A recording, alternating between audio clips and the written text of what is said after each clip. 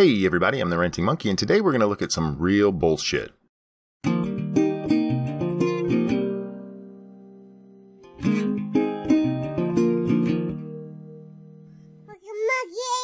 We live in a time where fake news is real, and while most of it's pretty easy to spot, sometimes a piece comes along that is just so mind-numbingly stupid, it deserves to be looked at in detail. And that's the case with the Newsweek article we're going to be taking a look at today. How Trump and the Nazis Stole Christmas to Promote White Nationalism, by Christina Maza. While the article doesn't actually call Trump a Nazi, you have to love this headline.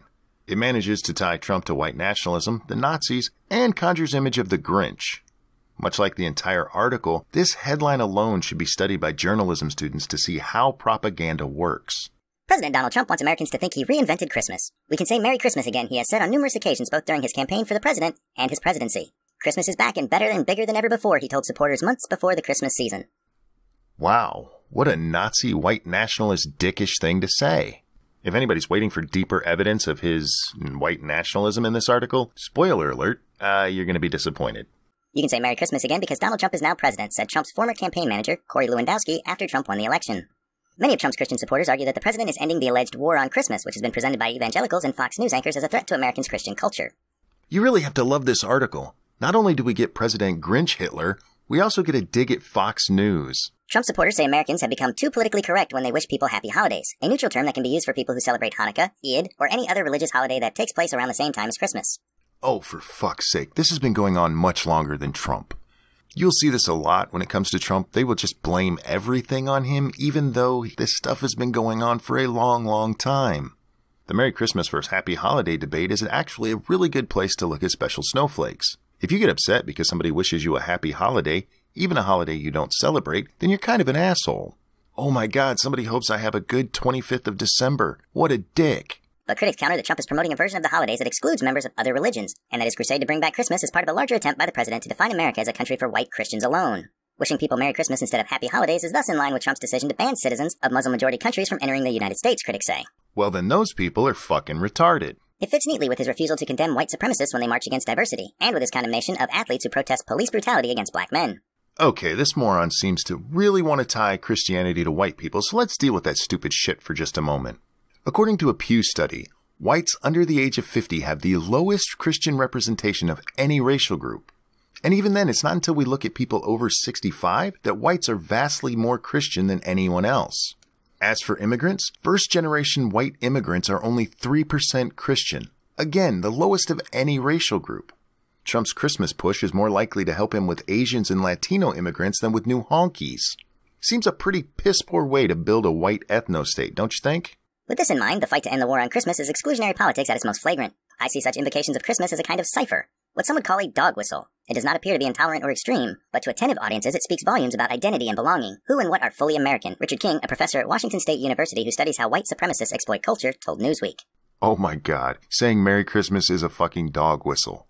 That may be the dumbest thing I've heard all year. I can't say for certain because I've heard so much stupid shit, but it's gotta be in the top 10. Much like Make America Great Again panics over the protest by NFL players and the defense of Confederate memory, Christmas is a way to talk about peril, to assert a soft or hard version of white nationalism. Every time I think this can't get dumber, it does. A soft or a hard form of white nationalism. What the fuck are you talking about? So when I go to the store and the cashier says Merry Christmas, he could be saying, I kinda want a white ethno-state, or he could be saying, black people need to go back to Africa. That's really fucking stupid. Trump isn't the first political figure in history to co-opt Christmas. In fact, some see parallels between Trump's speeches in front of Christmas trees and attempts by authoritarian regimes like the Nazis to manipulate popular celebrations to promote a political ideology. This chick likes to quote some people. Well, she doesn't actually quote them, she just tells us what some people think.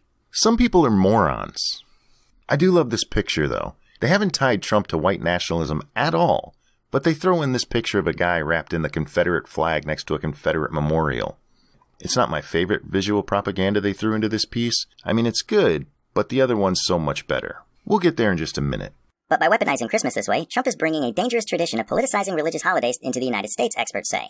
Because Americans have enjoyed a relatively stable political system, Christmas in the U.S. has been relatively immune to the overt politicization of the holiday. Joe Perry, author of the book Christmas in Germany, A Cultural History, which examines the way Nazis used Christmas to spread fascism, told Newsweek.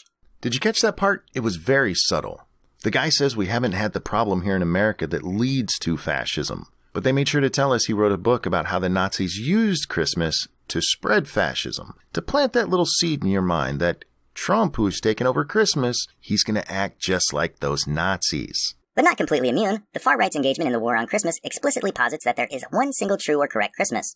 The holiday's true nature is somehow under threat from outsiders and liberals who act as forces of degradation, multiculturalism, and secularism, Perry continued. In this context, Trump has been using the so-called war on Christmas to wage a culture war that pits multicultural liberals against Christian conservatives. He began doing this long before Christmas. Meanwhile, members of the religious right support Trump's most nationalistic, race-baiting form of political rhetoric, including his reclaiming of Christmas. And there it is. I'm not even going to deal with the stupid shit they said. Look at this fucking picture. Are you kidding me? Men dressed as Santa Claus and the Tin Soldier gave a Nazi salute during a white supremacist event. Not a Trump event, not a Christmas event, a fucking white supremacist event. Of course you're going to see people doing this. You just happen to catch a couple of douchebags who are dressed up as Christmas characters. That doesn't make Christmas Nazi, you fucking idiot. I'm not even going to go through the rest of the article. It's linked below if you'd like to read it, but it's just more of the same shit. If you don't like Trump, there's plenty you can talk about without having to make shit up. Look at his policies. Look at his rhetoric. For fuck's sake, just follow his Twitter. Stop making people who either don't like him or don't necessarily want to support him defend his ass over stupid shit like this. Stop making shit up. Anyway, guys, that's going to wrap up this one. Thank you so much for watching. I'm the Ranting Monkey, and I'll see you next time.